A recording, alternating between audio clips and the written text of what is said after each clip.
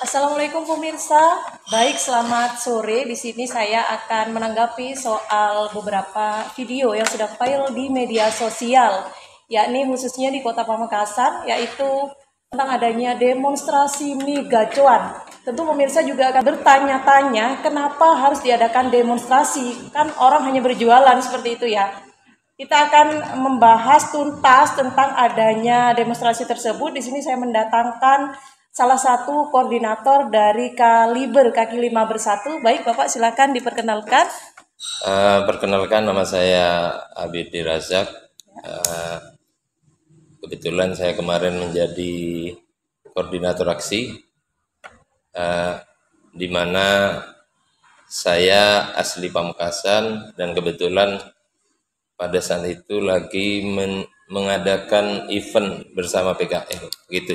Saya di sini akan mengajukan beberapa pertanyaan kepada Bapak gitu ya, karena di media sosial itu sedang viral mempertanyakan kenapa sih harus di demo, kan orang hanya berjualan seperti itu, dan banyak beredar juga komentar-komentar negatif tentang adanya demonstrasi tersebut. Oke Bapak. Yang pertama saya akan bertanya, bagaimana menurut Anda, bagaimana tentang keberadaan mie gacuan di Pamekasan seperti itu?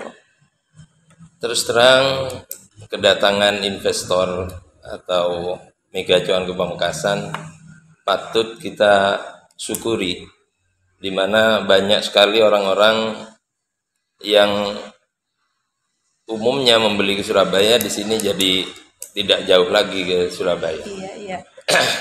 Dan insya Allah akan menambah PAD buat Pamekasan.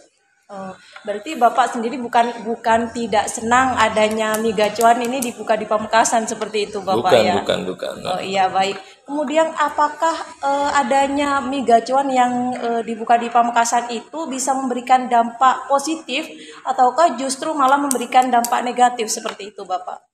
Yang pasti ada dua sisi yang harus kita kaji dalam Iya. kedatangan kehadiran mie gacuan di Pamekasan. Satu, kita lihat dari sisi positifnya. Sisi positifnya benar, sudah umum setiap kedatangan investor pasti mereka membutuhkan. Jadi kita harus kaji lagi antara membutuhkan dan membuka lapangan kerja. Kadang-kadang kita dicuci otak kita bahwa kedatangan investor itu membuka lapangan kerja. Harusnya kita mengkaji lagi bahwa kedatangan mereka adalah membutuhkan. Ketika dia membuka usaha di sini, mereka butuh tenaga kerja dari daerah itu. Satu sisi kenapa saya bilang begitu? Kenapa saya bilang mereka membutuhkan? Yang pasti kalau mereka tidak membutuhkan, mereka akan membawa dari Surabaya yang cost-nya itu lebih mahal. Kalau dia mendatangkan tenaga kerja dari Surabaya, pastinya orang Surabaya bekerja di sini tidak akan mau dengan UMR Pamekasan. Iya. Jadi yang pertama, yang kedua, dari sisi yang lainnya pastinya kedatangan mie gacuan akan membawa PAD. Sisi positifnya lebih bagus.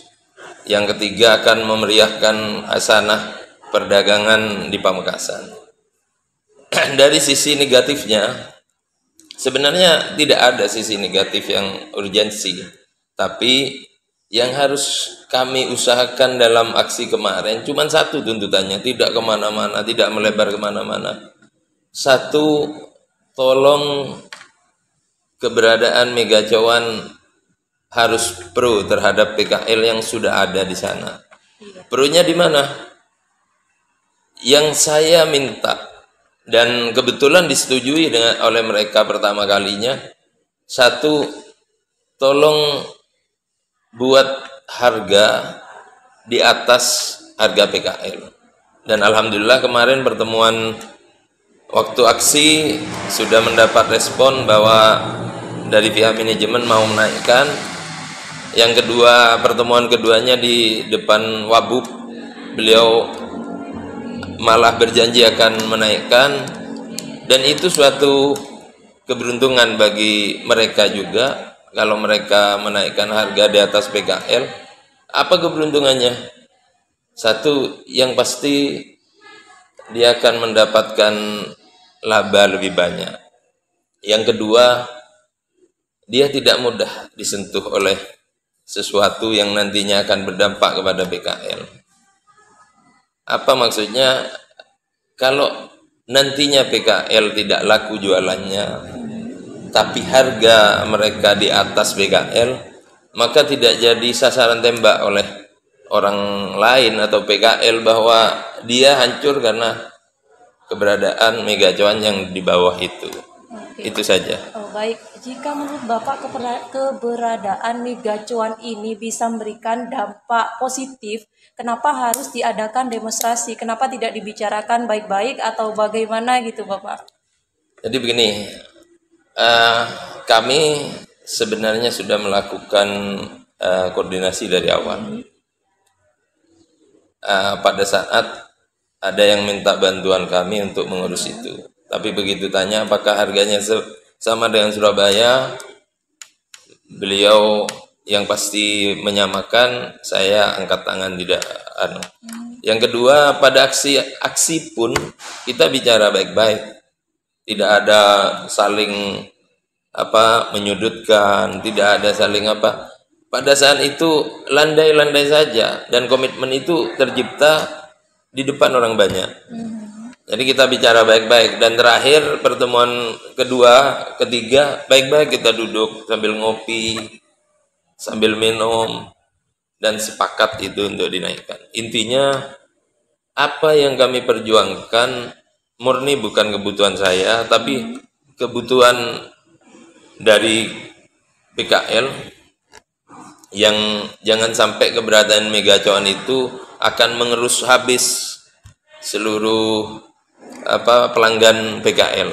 Karena terus terang kalau dijual di bawah harga PKL, yang pasti siapa sih yang tidak mau barang harga kaki 5 tapi dijual di bangunan yang seperti bintang 5. Ya, baik Bapak, dari aksi demonstrasi tersebut, apakah dari pihak pemerintah ada respon gitu untuk aksi yang Bapak lakukan beserta teman-teman PKL yang lainnya seperti itu?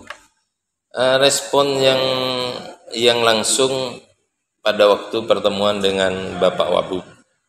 Jadi respon Pak Wabub langsung meminta kepada manajemen yang dihadiri oleh Pak Endi.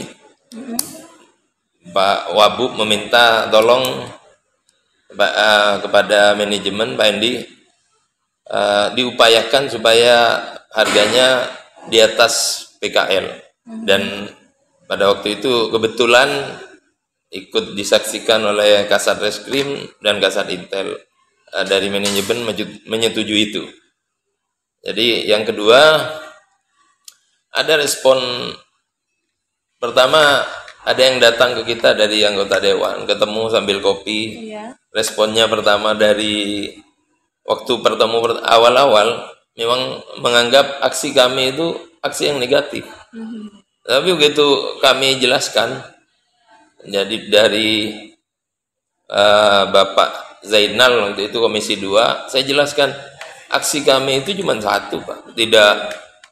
Tidak malah menolak kehadiran Mega Cuan. Kami aksi itu murni menginginkan supaya PKL itu aman.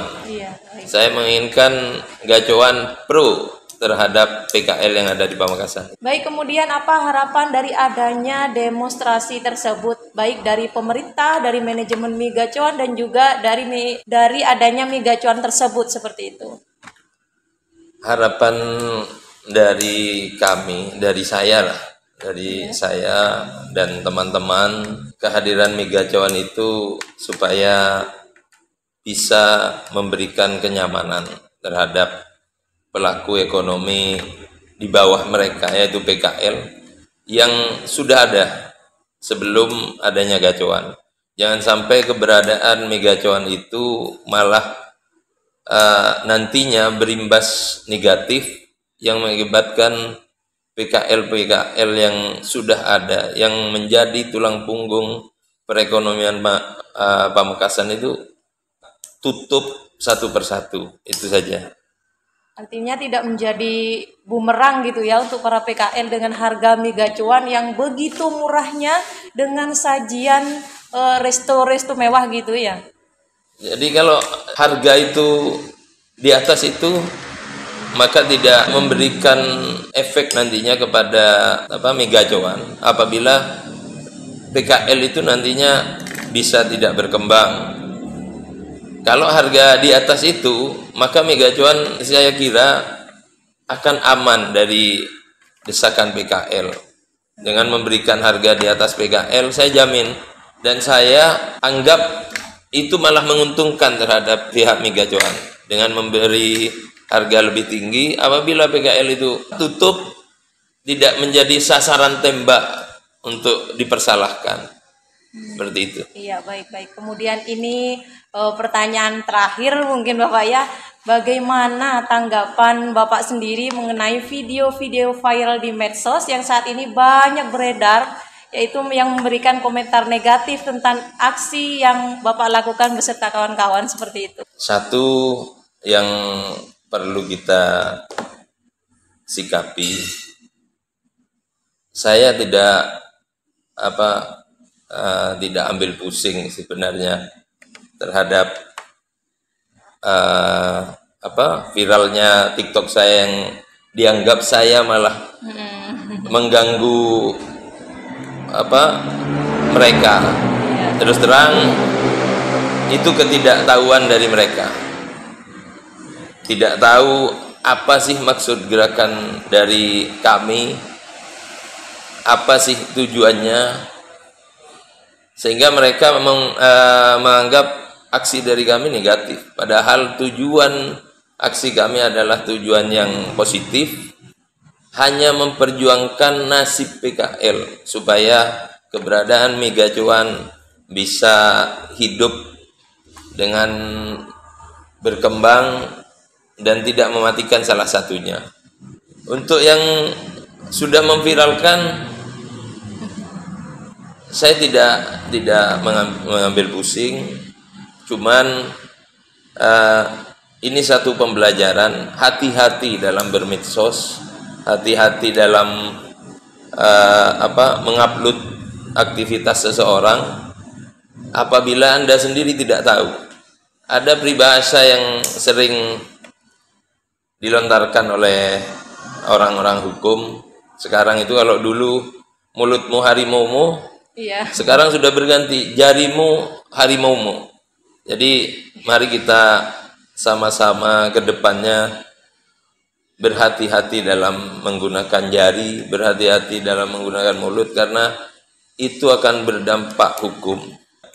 Oke, itu tadi penjelasan dari Bapak Abdul Razak. Semoga itu memberikan ketenangan kepada para netizen yang selama ini memberikan komentar negatif khususnya di media sosial seperti itu. Baik, saya akhiri. Wassalamualaikum warahmatullahi wabarakatuh. Waalaikumsalam warahmatullahi wabarakatuh.